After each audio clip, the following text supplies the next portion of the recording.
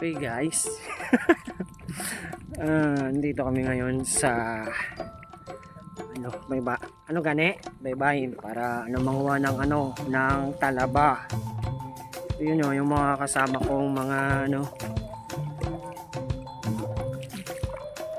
yung mga kasama ko sila Steven at Jidao. Wala kasi kaming pang-ulam. Kaya naisipan naming manguha ng talaba. Look. Grabe yung putik ilalim mo. Putik ng ilalim ng putik. Medyo medyo palubog na yung araw. Diba yun? Kung ano sinasabi. Yan malapit kami sa may talaba. Yan. Makubasan yung mga magulang nito. Asan ba yung mga magulang nyo? Ha? Agay. Medyo ingat-ingat tayo kasi may mga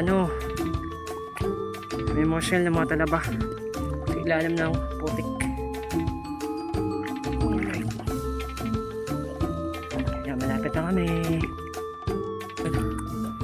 Finally, nandito na kami ngayon sa talabaan namin. Medyo kakaunti nga lang yung talaba ngayon gawa ng yung nakaraang bagyo. Nasira yung ibang mga kawayan.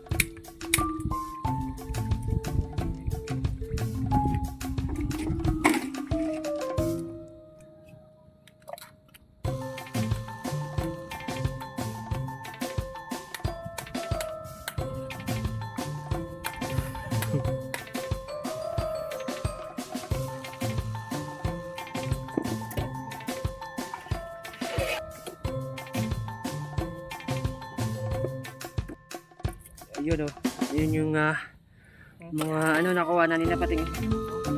Kita mo. Ayun. Aw, sakit sa paa yung mga shell ng talaba. Medyo marami namin yung nakuha namin. Yung pa may isa pa. Okay na pang hapunan. Ayos na yan. Buti na lang, hindi pa masama ang panahon. At medyo pahapon na.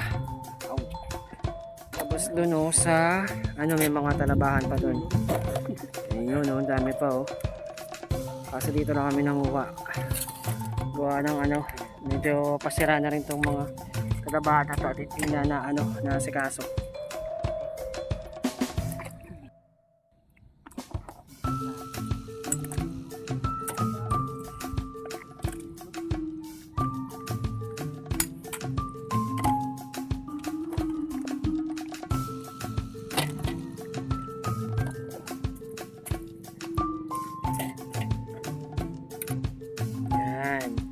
Sarap ng buhay ko, Actually, sinama lang nila ako para para mag-video lang, mga kamote.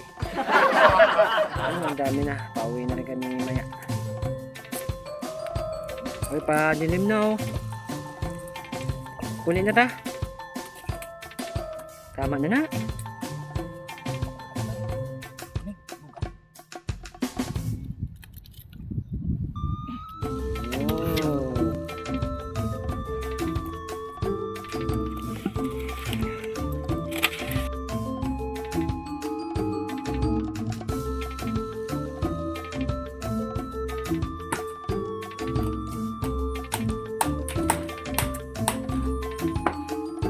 Okay.